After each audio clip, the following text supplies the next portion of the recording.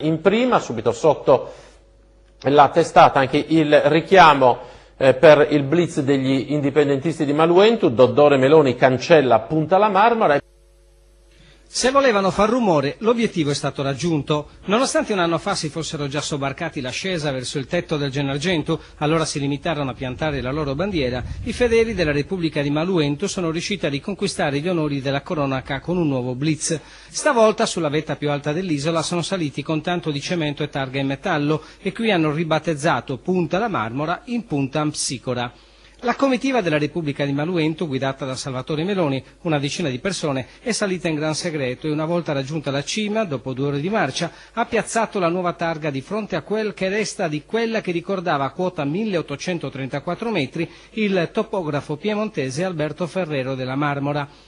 Predas Crevadas, nome della zona, è onorata di stare insieme al nome del grande patriota sardo Psicora, così recita la scritta. E così, dopo aver proclamato la Repubblica su un isolotto, coniato banconote proprie, spendibili solo nei confini di quella fantomatica Repubblica, essersi incatenati davanti alla prefettura di Oristano, quelli di Maluentu hanno scelto un'altra azione eclatante. Anche stavolta ci potrebbe essere qualche conseguenza sotto forma di una denuncia per danneggiamento ambientale.